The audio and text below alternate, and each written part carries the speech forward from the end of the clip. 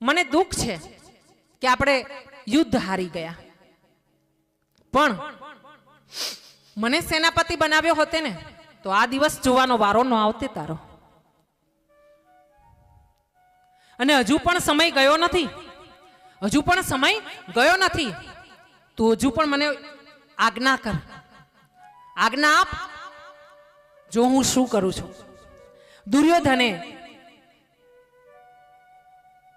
નિર્બળ અવસ્થામાં પેલું કહેવાય ને કે હારેલો જુગારી બમણું રમે.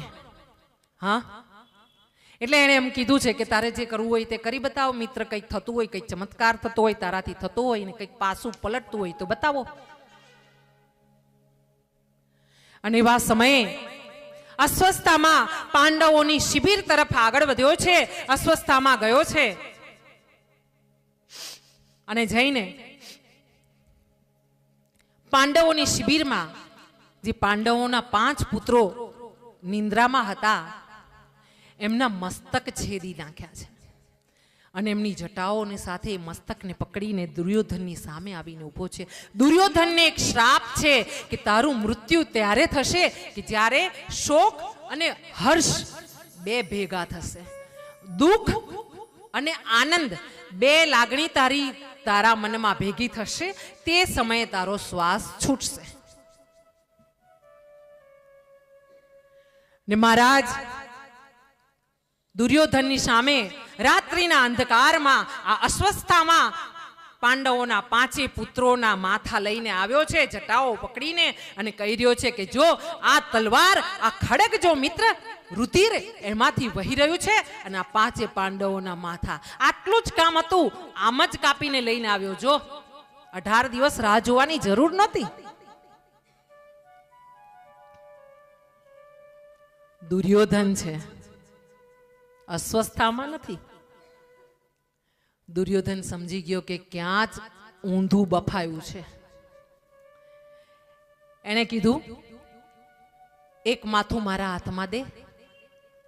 એણે હાથમાં માથું લીધું ને આમ કર્યું, માથું છુંદાઈ ગયું. એણે પોક મૂકી દુર્યોધનને રડવા બેઠો. અરે રે દુષ્ટ આત્મા, અરે મિત્ર, મેં તો તને મિત્ર માનીને મોકલ્યો તો, સારું કામ કરવા મોકલ્યો તો, પણ તે તો અમારા કુળના દીપકોને જ તે ઓલવી નાખ્યા. અરે નરાધમ, તે શું કામ કર્યું આવું? હા, અમારા ઘરે અમારા વંશનો દીવો કરવા વાળું ના બચ્યું. પાંડવોના 5 પુત્રોને શિર છેદ કરી નાખ્યા. તને ખબર ન પડી કે આ ભીમબલીનું મસ્તક હોય, આ અર્જુનનું મસ્તક હોય, આ યુધિષ્ઠિરનું મસ્તક હોય, આ મસ્તક હોય? રે બ્રાહ્મણ પુત્ર, રે પુત્ર, હે મિત્ર, તું ભૂલો પડ્યો. તારી મિત્રતા નિભાવવામાં તું કાચો પડ્યો. દુર્યોધને પહેલા જ્યારે આ મસ્તક જોયા ત્યારે એને આનંદ થયો કે પાંડવો ગયા, અને જ્યાં એને હાથમાં લીધા ત્યાં એને શોક થયો, અને એ જ તત્ક્ષણે દુર્યોધને પોતાના શ્વાસ છોડી દીધા છે અને ભગવાને એને ઉદ્ધાર કર્યો છે. બોલે કૃષ્ણ કનૈયા લાલ કી. પ્રભુ એટલા દયાળુ છે, એટલા દયાળુ છે કે પોતાના હાથે બધાનો ઉદ્ધાર કરે છે, નાશ નથી કરતા. રાક્ષસોનો પણ નાશ નથી કર્યો. જેમણે એમને ઝેર પીવડાવ્યું છે ને એને પણ ભગવાને પોતાની અંદર સમાવી લીધા છે. એ દયાળુ, એના જેવી, એટલે તો એને કૃપા નિધાન કહેવાય. એ કામ શું કરે છે? દયા કરવાનું, કૃપા કરવાનું, દયા કરવાનું, આપવાનું, એના સિવાય કશું કરતો જ નથી. અને મહારાજ આ તરફ દ્રૌપદી શિબિરમાં આવી છે પોતાના પુત્રોને જોવા માટે, અને મળસ્કે એમણે જોયું છે કે અરે મારા પુત્રોના શિરછેદ થયા છે. એણે વિલાપ કર્યો છે. 5 પાંડવો આવ્યા છે, એમણે જોયું છે કે અમારા પુત્રોને કોઈએ વધ કર્યો છે, અને એમના ગુસ્સાનો પાર નથી રહ્યો. એ સાથે કૃષ્ણ ભગવાન પણ એમની સાથે જ છે, અને અર્જુનને કીધું છે કે ચાલ અર્જુન, આ કાર્ય કોણ કરી શકે મને ખબર છે, ચાલ એનો વધ કરી નાખીશું, એને પકડી લાવીએ. ભગવાને પોતાનો રથ નીકાળ્યો છે, એની સાથે અર્જુને પોતાનું ગાંડીવ શરીર પર ધારણ કર્યું છે અને મારતા રથે ભગવાન અશ્વત્થામાની પાછળ દોડ્યા છે. અશ્વત્થામાને ખબર પડી છે કે અર્જુન ને ભગવાન એની પાછળ છે, એટલે અશ્વત્થામા ત્રણેય લોકમાં દોડ્યો છે, ક્યાંય એને આશ્રય નથી મળ્યો. છેલ્લે અશ્વત્થામા ગભરાયો છે અને એક જગ્યાએ ઊભો રહ્યો છે. ત્યાં અશ્વત્થામાને બતાવીને ભગવાને કીધું છે, આ તાતાઈ છે, વધ કર અર્જુન.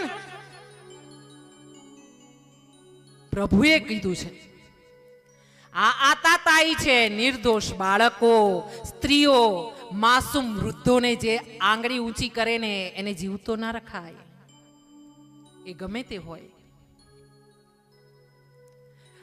અર્જુને એવું કીધું કે મેં વચન આપ્યું તું દ્રૌપદીને કે અહીંયા લાવીશ ને તારી નજર સામે એનો વધ કરીશ, જે પણ હશે એટલે એને અહીંયા બંદી બનાવો. અને ભગવાને કીધું તારી મરજી.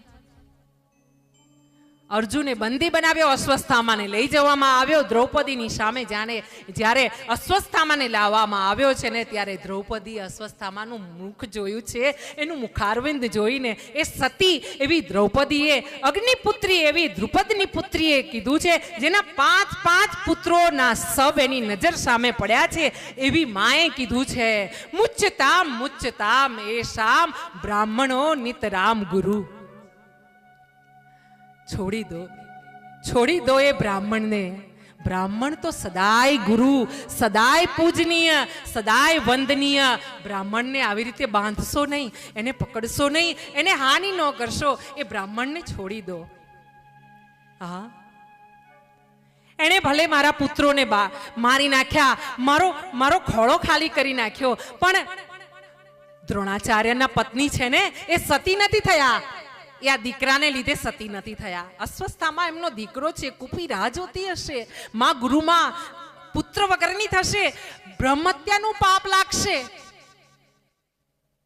મારાથી ન થાય, છોડી દો.